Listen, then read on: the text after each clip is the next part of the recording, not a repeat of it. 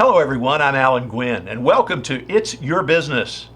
We're happy to be with you today to discuss items that we believe can help your business prosper if you own or manage a business, and items that we believe can help you be a better educated consumer whenever you deal with businesses. Let me start first by saying that if you have questions or comments about our shows, please email me at agwynn@thegwynnconsultancygroup.com or give me a call at 800-335-9269. I'll be happy to send you the information we share. Today, we're going to be talking about communication. Communication should be considered as a pathway between individuals. Our lives would be so much more distant and less enjoyable if we couldn't communicate with others. In business, however, it's important to consider how your communications can impact both your customers and your employees. And it's also important to consider how your communication methods must change according to age, sex, position of power, and employee status. For example, your message to a baby boomer will most likely be received differently if it's received by a millennial because of the age difference and the perception of the communication. Let's think about all these. Communication comes in many different formats. There are as many as 10 different formats recognized: verbal, nonverbal, formal, informal, kinesic, downward, upward, lateral, diagonal, grapevine. Some experts say there are 3 forms of communication. I've become convinced that there are actually 4, and I add visual communications to the mix, and I'll explain why in a moment. So let's consider that when there's written communication, there's oral or verbal communication, there's visual communication, and there's nonverbal communication, and those are the types we'll talk about. We're going to talk about each. And we're going to mention some of the ways that you may be challenged, your business might be challenged, or those around you might be challenged to communicate with you.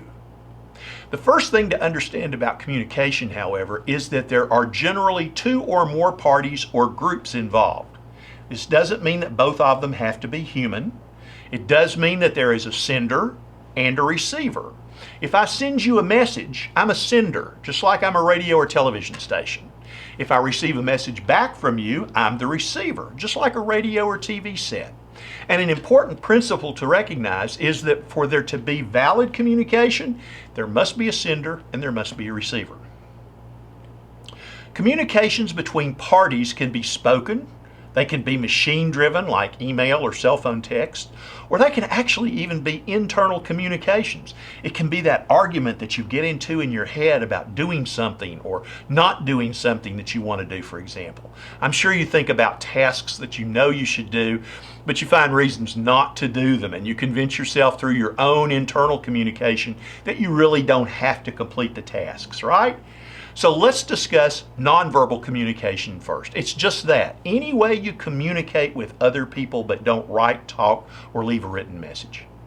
Most people think that most of our communication with others comes through on a nonverbal basis and have put the percentage of communication we share with others as being as high as 70% nonverbal.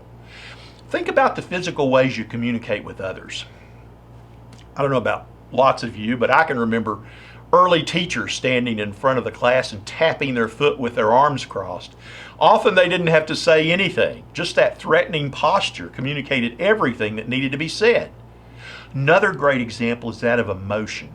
Emotions are captured and communicated to others with nonverbal communication. Think about how we communicate to others we care about them.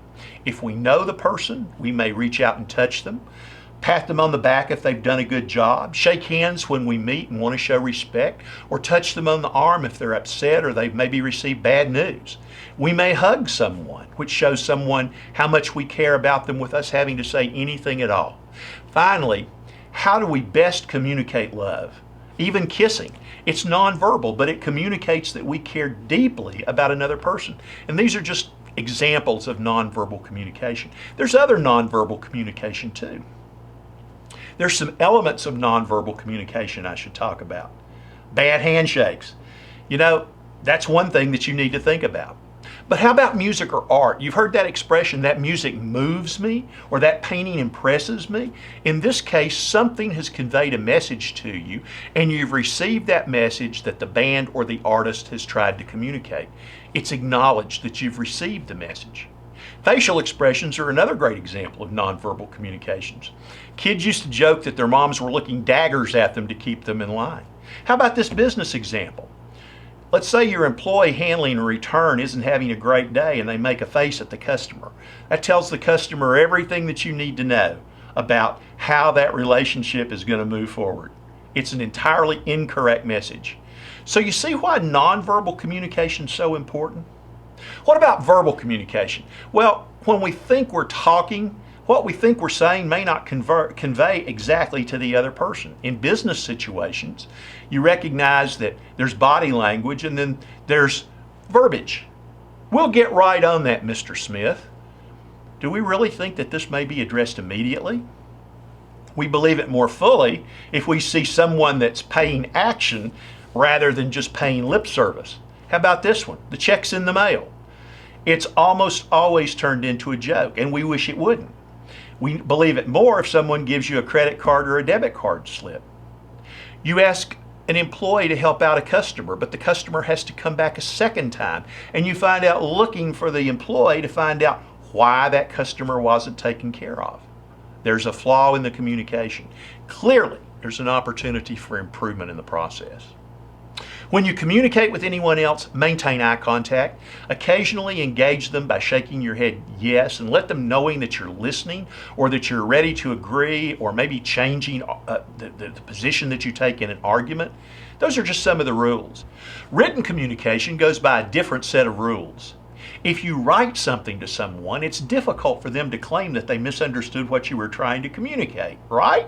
Wrong. Often, we'll find that written communication, especially email communications, are some of the most frequently misunderstood communications. Why would this be so if the specific information being communicated is put into writing and is clearly and definitively outlined? Let me offer you an answer. Often, email communication intent is clear to the sender, but not to the receiver. And email is what's generally classified as a cold communications device. Think back on some of the most important letters, memos, or email that you've ever received. Rarely will you see any type of emotion expressed in those communications. It's much easier to misinterpret an email as to meaning, direction, or underlying issues that might be clear if you're the sender, but would be entirely missed by you as the recipient. Written communication has one distinct benefit to it. You can change the words in your written communications before you send them. Think of a letter. You may rewrite a letter several times before it's sent away. You may rewrite a memo to your employees several times. You may be very clear in your words, but sense that the meaning that you're trying to convey isn't being communicated well. That's when it's time to rework that memo or letter. Finally, let's talk about visual communications. Clearly, they can be misconstrued. The old saying, a picture's worth 1,000 words, just isn't correct when the meaning of the picture is not received. Conversely, however, pictures are visual objects and they do convey a message succinctly, not requiring large numbers of words as explanations. What's the key to success in using visual images as communications devices? Be sure the subject you want to convey is received clearly by the receiver. Let's think for just a moment about a picture that might be posted on Facebook. Let's say it's a picture of you that's taken at a social gathering. That same picture is posted to 250 people. John sees the picture and says, "Wow, look at Sally having a good time at that party yesterday."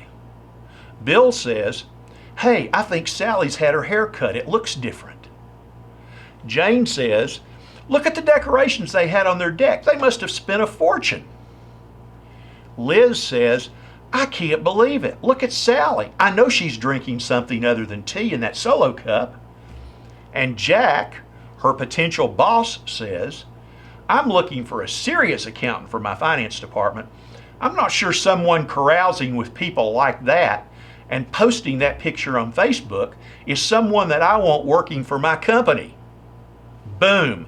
Same picture, 5 receivers, 5 messages. Can you see how messages get mixed up? Same picture, different messages. There was an old joke about what you think I said wasn't what I said. Well, we have the opportunity to convey words, meanings, intent, and emotion correctly by assuring consistency and correctness with our communication and by choosing the proper type of channel for our communication with our employees and with our customers, clients, guests, or patients. What we've tried to communicate in this presentation is the importance of communication in making both your business and personal lives work better for you. I hope that you've gained some knowledge about basic principles of communication and that you're better able to communicate those things to customers, clients, and employees clearly. If you have questions or comments about our show, please email me at agwin@thegwinconsultancygroup.com or give me a call or text me at 800-335-9269. I'll be happy to send you the information that we share. I'm Alan Gwin, and we'll see you next time on It's Your Business.